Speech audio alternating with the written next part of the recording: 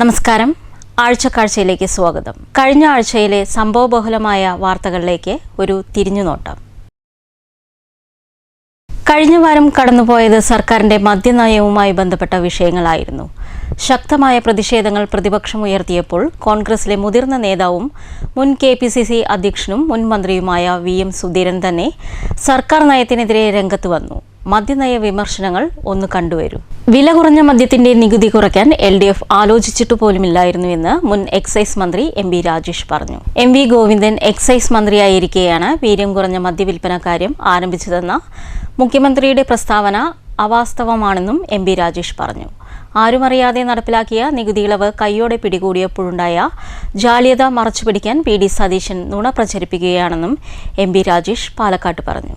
സ്വകാര്യ മദ്യ കമ്പനികളെ സഹായിക്കാനും കേരളത്തിലെ മദ്യമൊഴുക്കാനുമുള്ള നിലപാടാണ് UDF സർക്കാരിന്റേത്. സ്വകാര്യ മദ്യ കമ്പനികൾ സർക്കാരിനെ സമീപിച്ചെങ്കിലും LDF സർക്കാർ മദ്യനയത്തിൽ മാറ്റം വരുത്തിയില്ല. മദ്യത്തിന് നികുതി കുറയ്ക്കുന്ന കാര്യം LDF ആലോചിച്ചിരുന്നില്ല. വീര്യം കുറഞ്ഞ മദ്യം വിൽപ്പന നടത്താൻ LDF തീരുമാനിച്ചെന്നും തെരഞ്ഞെടുപ്പ് കാരണം പ്രഖ്യാപിച്ചില്ലെന്ന മുഖ്യമന്ത്രിയുടെ വാദം തെറ്റാണ്. LDF സർക്കാരിന്റെ കാലത്ത് നികുതി ഇളവിനായി മദ്യ കമ്പനി സമീപിച്ചെങ്കിലും 3 വർഷവും 5 മാസവും ഫയൽ അനങ്ങിയില്ല.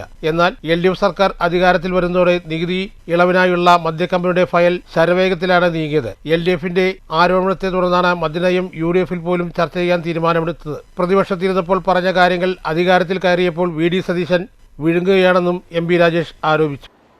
വീര്യം കുറഞ്ഞ മദ്യത്തിന് ആരുമറിയാതെ സൂത്രത്തിൽ നികുതി കുത്തനെ കുറച്ചു കൊടുത്ത് മദ്യകുത്തകയെ സഹായിക്കാൻ നടത്തിയ ഡീൽ കയ്യോടെ പിടിക്കപ്പെട്ടപ്പോൾ ബഹുമാനപ്പെട്ട മുഖ്യമന്ത്രി കള്ളങ്ങളുടെ ഘോഷയാത്ര നടത്തി രക്ഷപ്പെടാൻ ശ്രമിക്കുകയാണ്. അതാണ് അവാസ്തവങ്ങളും അസത്യങ്ങളുമാണ് അദ്ദേഹം രക്ഷപ്പെടാനായി പറഞ്ഞുകൊണ്ടിരിക്കുന്നത്. അദ്ദേഹം പറയുന്നത് MV ഗോവിന്ദൻ മാഷ് എക്സൈസ് മന്ത്രി ആയപ്പോഴാണ് നികുതി കുറയ്ക്കാനുള്ള നീക്കം തുടങ്ങിയത് എന്നാണ്. അങ്ങേയറ്റം വസ്തുതാവിരുദ്ധമായിട്ടുള്ള കാര്യമാണ്. അദ്ദേഹം ഉദ്ധരിച്ച ഫയൽ പറയുന്നത് എന്താണ്? വീര്യം കുറഞ്ഞ മദ്യത്തിൻ്റെ നിർവചനം എന്താണ് എന്ന് വ്യക്തമാക്കി പുനഃസമർപ്പിക്കാനാണ് പറഞ്ഞിട്ടുള്ളത്. അല്ലാതെ അവിടെ നികുതിയുടെ പ്രശ്നമേ വരുന്നില്ല. അത് തന്നെ ചെയ്തത് എങ്ങനെയാണ്? LDF മദ്യനയത്തിൻ്റെ അടിസ്ഥാനത്തിലാണ്.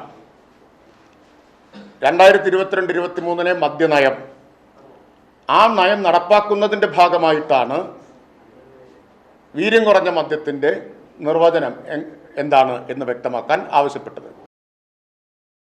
മദ്യവിൽപ്പന നയത്തിൽ നിയമസഭയിൽ പ്രൊപ്പോസൽ വരുന്നതിന് മുൻപ് തന്നെ പാർട്ടി തലത്തിലും UDF തലത്തിലും ഇതിനെക്കുറിച്ച് ചർച്ച നടത്തുകയായിരുന്നു അഭികാമ്യമെന്ന് VM സുധീരൻ പറഞ്ഞു. മദ്യവിൽപ്പന നയത്തിൽ നിർഭാഗ്യവശാൽ സമൂഹത്തിൽ ഉയർന്നു വന്നിട്ടുള്ള സംശയങ്ങളും ആശങ്കകളും നിലനിൽക്കുന്ന സ്ഥിതിവിശേഷമുണ്ടെന്നും സുധീരൻ പറഞ്ഞു. UDF ചർച്ച ചെയ്ത് ഉചിതമായ തീരുമാനമെടുക്കുമെന്നാണ് മുഖ്യമന്ത്രി പറഞ്ഞത്. കേരളത്തിലെ കൃത്യമായി എത്ര ബാർ ഉണ്ടെന്ന് ഇനിയും പുറത്തു വരേണ്ടതുണ്ട്. ചർച്ച നടത്തി നയം രൂപീകരിച്ച ശേഷം നയത്തിന് രൂപം കൊടുത്തിരുന്നെങ്കിൽ ഈ പ്രശ്നങ്ങൾ ഇല്ലാതാക്കാമായിരുന്നു. മദ്യവ്യാപനം തടയുന്നതിന് മുഖ്യമന്ത്രിയുടെയും എക്സൈസ് മന്ത്രിയുടെയും ശ്രദ്ധയിൽപ്പെടുത്തിയിരുന്നു. നിർഭാഗ്യവശാൽ സമൂഹത്തിൽ ഉയർന്നു വന്നിട്ടുള്ള സംശയങ്ങളും ആശങ്കകളും നിലനിൽക്കുന്ന സ്ഥിതിയാണ്. സർക്കാരിന്റെ എല്ലാ തീരുമാനങ്ങളും സുതാര്യമാകണമെന്നും മദ്യനയത്തിൽ ബജറ്റ് നിർദ്ദേശം പിൻവലിക്കണമെന്നും സുധീരൻ ആവശ്യപ്പെട്ടു. ആ സമയത്ത് ഫിനാൻസ് ബില്ല് വേണ്ടി വരും, അവതരിപ്പിക്കേണ്ടി വരും. ആ സമയത്ത് ഗവൺമെൻറ്റിന് തന്നെ മുൻകൂട്ടി സോമോട്ടോ അസംബ്ലി അറിയിക്കാം, അത് പിൻവലിക്കാം, ഒരു ബുദ്ധിമുട്ടുമില്ല. ഇനി UDF ചേർന്ന് വരുന്നത് വരെ നീട്ടിക്കൊണ്ട് പോകേണ്ട ഒരു സാഹചര്യമില്ല. നീട്ടിക്കൊണ്ട് പോകുന്നത് ഗുണകരമല്ല. അതുകൊണ്ട് അതിന് സ്വാഭാവികമാണല്ലോ. മദ്യവ്യാപനത്തിൻ്റെ എക്കാലത്തെയും ഗുണഭോക്താവ് എന്ന് പറയുന്നത് മദ്യക്കമ്പനികൾ തന്നെയാണ്.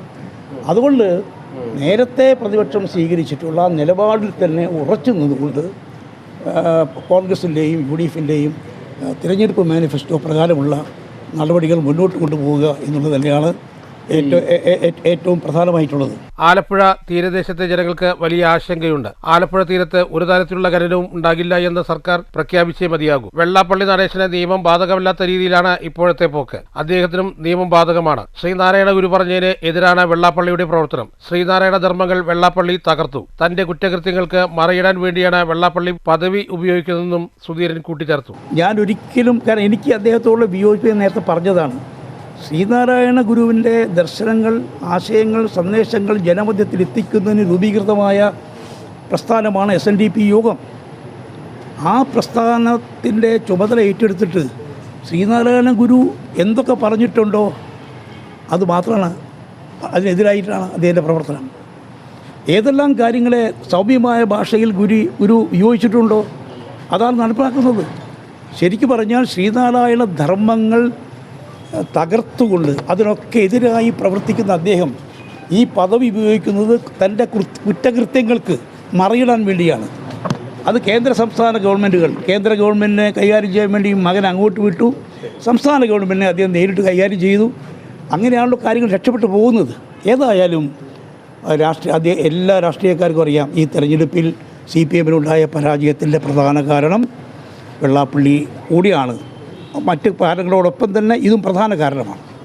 അതുകൊണ്ട് ഇനി വെള്ളാപ്പള്ളിയെ പ്രൊട്ടക്റ്റ് ചെയ്യുന്ന ഒരു സമീപനം ഒരു ഗവൺമെൻറ് ഭാഗത്തു നിന്നുണ്ടാകും എന്ന് ഞാൻ കരുതുന്നില്ല. എല്ലാ രാഷ്ട്രീയ പാർട്ടികൾക്കും ഒരു പാഠമാണിത്. മദ്യനയവുമായി നിയമസഭയിൽ നടന്നത് ചട്ടവിരുദ്ധ നടപടികളെന്ന് മുൻ നിയമവകുപ്പ് മന്ത്രി AK ബാലനും പറഞ്ഞു. ബജറ്റിലെ ചട്ടവിരുദ്ധ നടപടി സ്പീക്കർ സർക്കാരിനെ ബോധ്യപ്പെടുത്തണം. ഇതിനായി LDF സ്പീക്കർക്ക് കത്ത് നൽകുമെന്നും AK ബാലൻ പാലക്കാട്ട് പറഞ്ഞു. കേരളത്തിന്റെ ഭാവി തലമുറയെ നശിപ്പിക്കുന്നതാണ് UDF മദ്യനയം. വീര്യം കുറഞ്ഞ മദ്യത്തിന് നികുതി ഇളവ് നൽകി വിൽപ്പന നടത്താൻ LDF സർക്കാർ തീരുമാനിച്ചിരുന്നില്ല.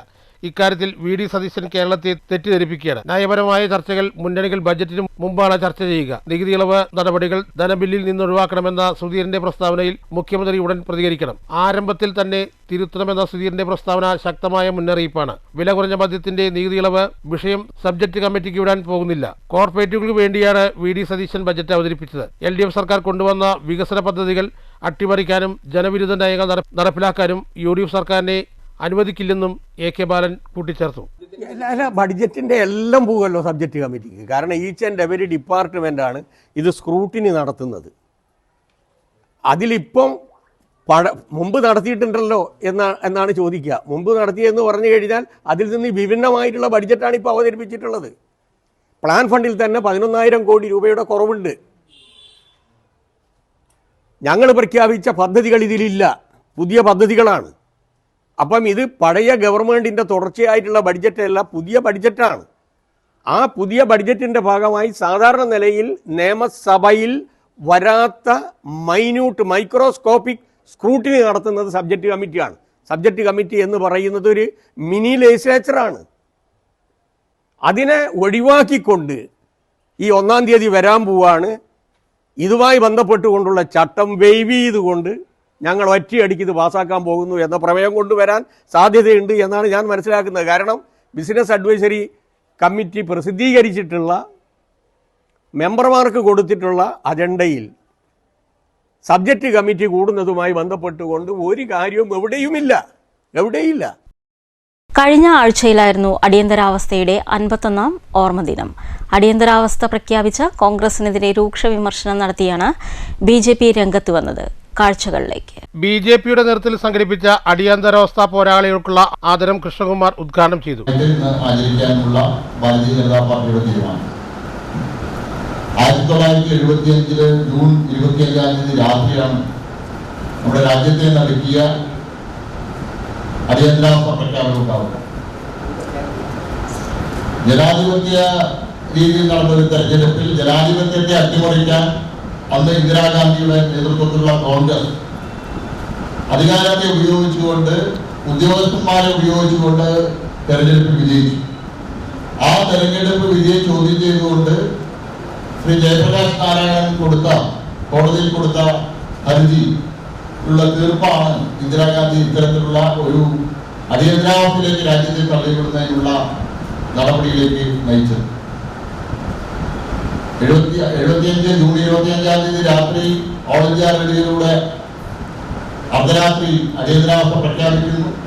രാജ്യത്ത് ജൂൺ 26-ാം തീയതി നേരം പുലർന്നത് രാജ്യത്ത് എല്ലാ സ്വാതന്ത്ര്യങ്ങളും ഇല്ലാതായി, പത്രസ്വാതന്ത്ര്യമില്ലായി, പൗരസ്വാതന്ത്ര്യമില്ലാതായി, ജുഡീഷ്യറിക്ക് യാതൊരുവിധ അധികാരങ്ങളും ഇല്ലാതായിട്ടുള്ള ഒരു ദിനത്തിലാണ് ജൂൺ 26-ാം തീയതി രാജ്യത്ത് ജനങ്ങൾ കണ്ണു തുറക്കുന്നത്.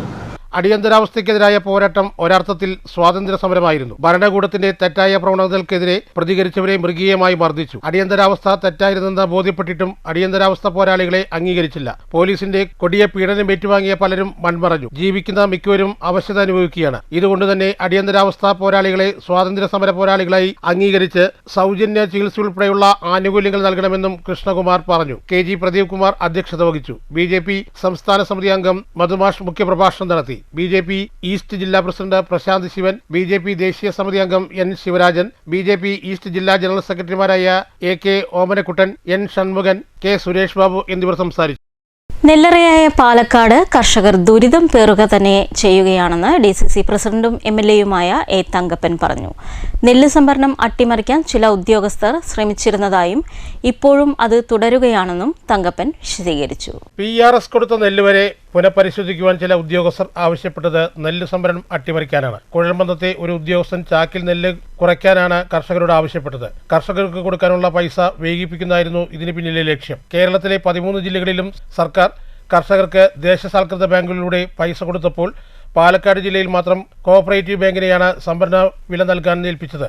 എന്നാൽ ഇത് സംബന്ധിച്ച സഹകരണ ബാങ്കുകൾക്ക് ഒരു രേഖയും അന്നത്തെ സംസ്ഥാന സർക്കാർ നൽകിയില്ല. അതോടെ കർഷകർക്ക് പണം കിട്ടാത്ത അവസ്ഥയായി. ഇതിന് പരിഹാരമെന്ന നിലയിൽ മന്ത്രി M ലിജു, കൃഷിമന്ത്രി T സിദ്ദിഖ് എന്നിവരുമായി നടത്തിയ ചർച്ച വിജയം കണ്ടു. നെൽവില നൽകാൻ നാഷണലൈസ്ഡ് ബാങ്കുകൾ തന്നെ ചുമതലപ്പെടുത്തി. മെയ് 15 വരെയുള്ള PRS തുക പാലക്കാട്ട് കൊടുത്തുവരികയാണ്. അടുത്ത സീസൺ മുതൽ നെല്ല് നൽകി ഒരാഴ്ചക്കകം തുക നൽകാനുള്ള സംവിധാനമാണ് ഉണ്ടാവുകയെന്നും തങ്കപ്പൻ പറഞ്ഞു. ഓരോ ചാക്കിനും 2 കിലോ കമ്മിയാക്കി ഇയാൾ ആരാ പറയാൻ? 2 കിലോ നെല്ല് ഉൽപ്പാദിക്കുന്ന വേദനയൊക്കെ ഞങ്ങൾക്ക് അനുഭവിക്കുന്ന ആളാണ്. നീ എൻ്റെ വീട്ടിൽ വന്നിട്ടുണ്ടല്ലോ, ഞാൻ കൃഷിക്കാരൻ വന്നാൽ നീ എൻ്റെ വീട്ടിൽ വന്നിട്ടില്ലേ? പേരോട് കൃഷിക്കാർ വേദന അറിയാം. ഓരോ ചാക്കിലും 2 കിലോ കമ്മിയാക്കാൻ പറയും. ഇയാളാരാ? ഇയാളിപ്പോ ഉണ്ടാക്കിയത് പറയാ ഇയാൾ ഉണ്ടാക്കിയ സംഭവം എന്നറിയോ? അവിടെ കൊടുത്ത PRS കൊടുത്തിട്ടുള്ള നെല്ല് വരെ റീ പരിശോധിക്കാൻ പറയുകയാണ്. ഞാൻ വിളിച്ച് സംസാരിച്ചു. അപ്പോൾ എന്താ പറയുക, പൈസ കൊടുക്കാതൊക്കെ ഡിലേ ആക്കുകയാണ്. കാരണം ഇവിടെ നിങ്ങൾക്കറിയാലോ, 13 ജില്ലകളിലും ഗവൺമെൻറ് പൈസ കൊടുത്തപ്പോൾ പാലക്കാട് മാത്രം കോപ്പറേറ്റീവ് ബാങ്കുകൾ അടിച്ച് ഞാൻ പങ്കെടുത്ത 70 കോപ്പറേറ്റീവ് ബാങ്ക് പങ്കെടുത്ത ഒരു പ്രതി ഞാനുണ്ട്. എൻ്റെ ബാങ്ക് പങ്കെടുത്തു. ഞാൻ പൈസ കൊടുക്കാൻ അപ്പോഴേ റെഡിയാണ്. പക്ഷേ വ്യക്തമായ രേഖ ആ ഗവൺമെന്റ് തന്നില്ല. പ്രകടന പത്രികയിൽ പറഞ്ഞതുപോലെ നെല്ലിന്റെ സംഭരണ വില 35 രൂപയാക്കി മാറ്റും. ബജറ്റിൽ പ്രഖ്യാപിച്ചതുകൊണ്ട് മാത്രം വീര്യം കുറഞ്ഞ മദ്യം പദ്ധതി യാഥാർത്ഥ്യമാവില്ലെന്നും ഇക്കാര്യം മുഖ്യമന്ത്രി തന്നെ സൂചിപ്പിച്ചതാണ്. മുന്നണിയിലും സർക്കാരിലും വിശദമായ ചർച്ചകൾക്ക് ശേഷം മാത്രമേ പദ്ധതിയുമായി മുന്നോട്ടു പോവുകയുള്ളൂ. നീറ്റ് പരീക്ഷയിൽ കേന്ദ്ര സർക്കാർ വിദ്യാർത്ഥികളുടെ ഭാവി വെച്ച് പന്താടുകയാണ്. നീറ്റ് പരീക്ഷ ചോദ്യപേപ്പർ ചോർച്ചയിൽ കേന്ദ്ര സർക്കാർ യഥാർത്ഥ പ്രതികളെ രക്ഷിക്കാൻ ശ്രമിക്കുകയാണെന്നും തങ്കപ്പൻ പറഞ്ഞു. KPCC ജനറൽ സെക്രട്ടറി C ചന്ദ്രൻ, DCC general secretary B Ramachandran എന്നിവരും വാർത്താ സമ്മേളനത്തിൽ പങ്കെടുത്തു. പൂരം കലക്കൽ കേട്ടുമടുത്തതാണെങ്കിലും പുലിക്കളി സംഘങ്ങൾക്ക് 3 ലക്ഷം രൂപ കേന്ദ്ര ഗവൺമെന്റ് വാഗ്ദാനം ചെയ്തത് ഇതുവരെ ലഭിച്ചില്ലെന്ന വിമർശനത്തിൽ തൃശൂർ കോർപ്പറേഷനിൽ പ്രതിപക്ഷ പ്രതിഷേധം കണ്ട ആഴ്ചയാണ് കടന്നുപോയത്. അന്താരാഷ്ട്ര ഒളിമ്പിക് ദിനാചരണവും കഴിഞ്ഞ ആഴ്ചയിലായിരുന്നു. പാലക്കാട് ഒളിമ്പിക് അസോസിയേഷന്റെ നേതൃത്വത്തിൽ വിപുലമായ പരിപാടികളാണ് സംഘടിപ്പിച്ചത്. ദേശീയ സംസ്ഥാന താരങ്ങളെ പങ്കെടുപ്പിച്ച ഘോഷയാത്ര നാളത്തെ കായിക ലോകത്തിന് കരുത്തു പകരുന്നതായിരുന്നു. നിരവധി ഒളിമ്പിക് താരങ്ങൾ, ദേശീയ കായിക താരങ്ങൾ, ഒളിമ്പിക് അസോസിയേഷന്റെ ഭാരവാഹികൾ അണിനിരന്നുകൊണ്ട് നടക്കുന്ന ദീപശിഖ പ്രയാണം ഇതായി വാഹനത്തിന്റെ തൊട്ടുപിറകിലായി ഇതുവഴി കടന്നു വരുന്നു. വിക്ടോറിയ കോളേജ് പരിസരത്ത് നിന്ന് ആരംഭിച്ച റാലി ജില്ലാ പോലീസ് മേധാവി A Abdul Rashi flag off ചെയ്തു. ഇന്ന് ലോകവ്യാപകമായിട്ട് അന്താരാഷ്ട്ര ഒളിമ്പിക് ദിനം ആഘോഷിക്കുകയാണ്. അതിൻ്റെ ഭാഗമായിട്ട് വളരെ സജീവമായിട്ട് തന്നെ പാലക്കാട് ജില്ലാ ഒളിമ്പിക്സ് കമ്മിറ്റി ഇതിൻ്റെ പ്രവർത്തനങ്ങൾ നടത്തുന്നതായിട്ട് അതിന് വളരെ സന്തോഷമുണ്ട്. ഇതിൻ്റെ ദീപശിഖ പ്രയാണം ഇവിടെ നിന്ന് തുടങ്ങിയാണ്. ഇതിൽ എന്നെ വിളിച്ചതിൽ വളരെ സന്തോഷമുണ്ട്. ഫ്ലാഗ് ഓഫ് ചെയ്യുന്നതിന് വേണ്ടി ഞാൻ വളരെ സന്തോഷപൂർവ്വം ആ ചടങ്ങിലേക്ക് വരികയാണ്. ഒളിമ്പിക്സിന് മറ്റ് സ്പോർട്സ് മേഖലകളിലൊക്കെ നമ്മുടെ ആരോഗ്യത്തിൻ്റെ, നമ്മുടെ മനസ്സിൻ്റെ ഒക്കെ ഏറ്റവും ആവശ്യമായ ഘടകമാണ് കായികം എന്നുള്ളത്. അപ്പോൾ അതിലൊക്കെ എല്ലാവരുടെ പ്രവർത്തനങ്ങൾക്കും എല്ലാവരുടെ പ്രോത്സാഹനങ്ങളും എല്ലാവരുടെ ആശംസകളും അർപ്പിക്കുകയാണ്. കൂടുതൽ എത്തിക്കുന്നില്ല. നിങ്ങളെല്ലാവരും അതിനോടുകൂടി ഇതിൻ്റെ ഫ്ലാഗ് ഓഫ് ഉദ്ഘാടനം ചെയ്യാൻ ഞാൻ പോവുകയാണ്. Olympian Tintu Luka, Olympian Preeja Sreedharan, Asian games ജേതാവും കായിക താരവുമായ PU ചിത്ര എന്നിവർ ദീപശിഖ പ്രയാണത്തിന്റെ മുൻനിരയിൽ അണിനിരുന്നു. ജില്ലയിൽ നിന്നും 2025-26 കാലഘട്ടത്തിൽ ദേശീയ മത്സരത്തിൽ പങ്കെടുത്ത കായിക താരങ്ങൾ, NSS വോളണ്ടിയർമാർ, NCC കേഡറ്റുകൾ, students police cadet, scout and guide school വിദ്യാർത്ഥികൾ, കായിക അസോസിയേഷനുകൾ, കായിക താരങ്ങൾ എന്നിവർ റാലിയിൽ പങ്കെടുത്തു. കോട്ടമൈതാനത്ത് സമാപിച്ച റാലി VK ശ്രീകണ്ഠൻ MP ഉദ്ഘാടനം ചെയ്തു. ജില്ലാ panchayat vice president N Saritha, Palakkad നഗരസഭാ vice chairman P Smithesh, Palakkad നഗരസഭാ ചെയർപേഴ്സൺ P സ്മിതേഷ്, ജില്ലാ collector K Sudheer, ADM Abdul Latheef, Palakkad excise commissioner TN Sudheer, DDETM Saleena BV എന്നിവർ മുഖ്യാതിഥികളായി. ഒളിമ്പിക്സ് അസോസിയേഷൻ ഭാരവാഹികളായ പാലക്കാട് ഒളിമ്പിക് അസോസിയേഷന്റെ president P Rajesh, secretary KE Baiju, treasurer KC Preeth, joint secretary Jameel Kumar, senior vice president Muhammad Khasin എന്നിവർ സംസാരിച്ചു. ചെറിയ ഗ്രാമീണ റോഡുകളിലൂടെ കരിങ്കൽ കയറ്റി പോകുന്ന ലോറികൾ ഇന്ന് പലയിടങ്ങളിലും നമുക്ക് കാണാൻ കഴിയുന്നതാണ്. അമിതഭാരം കയറ്റിയ ലോറികൾ കടന്നു പോകുമ്പോൾ ഓരോരുത്തർക്കും ആശ്രയമായ റോഡ് തകരുകയാണ്.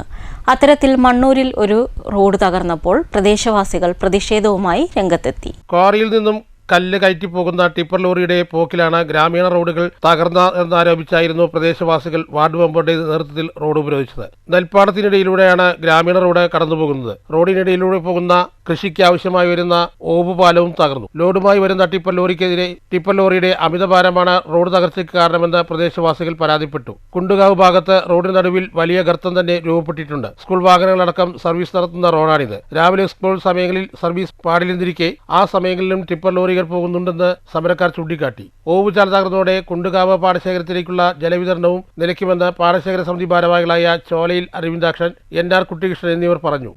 പടിപ്പരക്കാട് മുതൽ കുണ്ടുകാവ് തടക്കശ്ശേരി കേരളശ്ശേരിയിലേക്ക് പോകുന്ന ഒരു പ്രധാന റോഡാണ്. ഈ റോഡിലൂടെ തടക്കശ്ശേരി ഭാഗത്ത് ഒരു വലിയ കോറി വർഷങ്ങളായി നിലവിലുണ്ട്. ആ കോറിയിൽ നിന്നും വാഹനങ്ങൾ വലിയ 25-30 ടണ്ണ് വരുന്ന വലിയ വാഹനങ്ങൾ കെട്ടിയിട്ട് ഈ ചെറിയ റോഡിലൂടെയാണ് വരുന്നത്.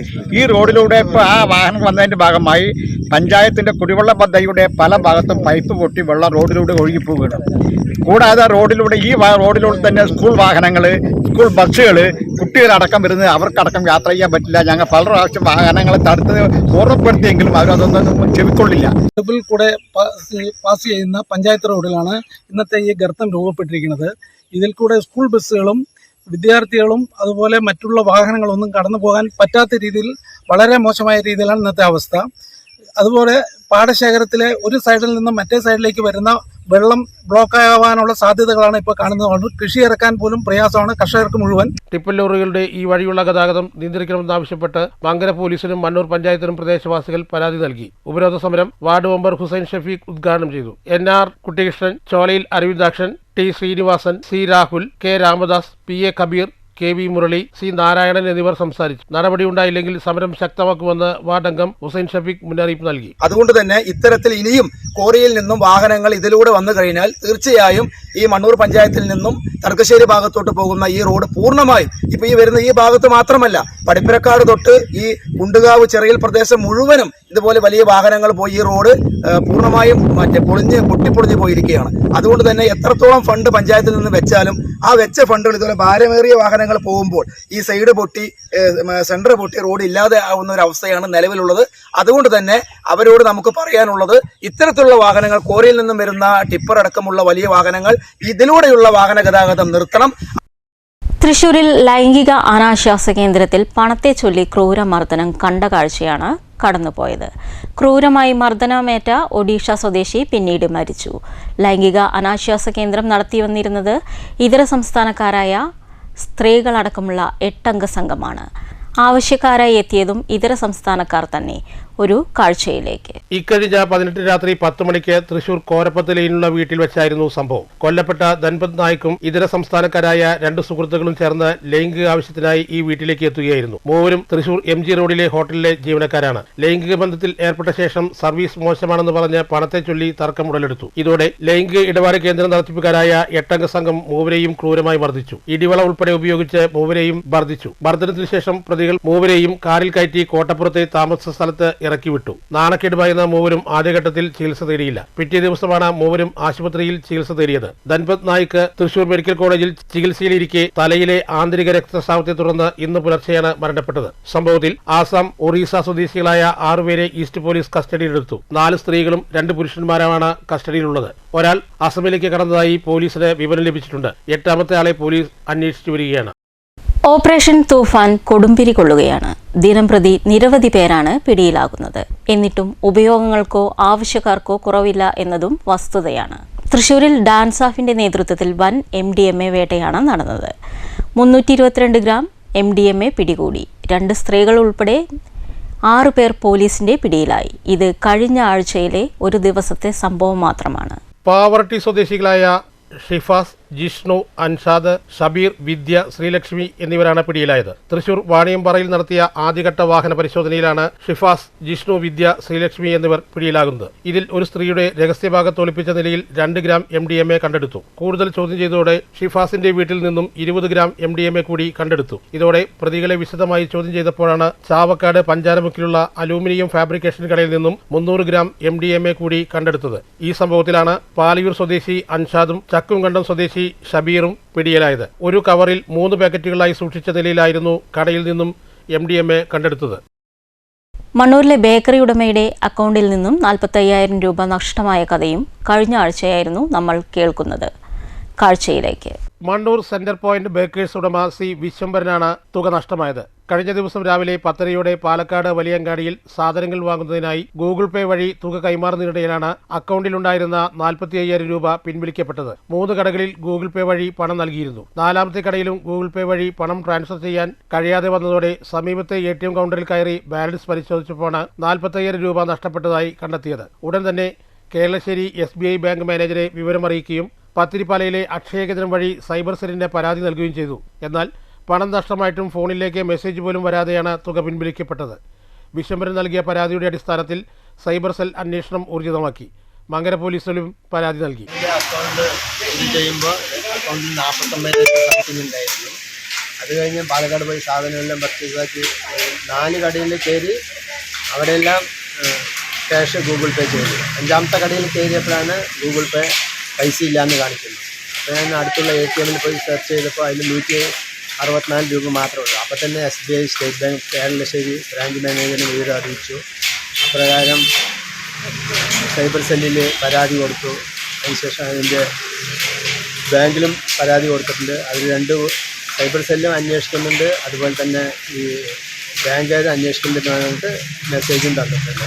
രാവുന്നും പെട്ടെന്ന് ഇവർ പിടിക്കുന്നതാണ് പറഞ്ഞിരിക്കുന്നത്.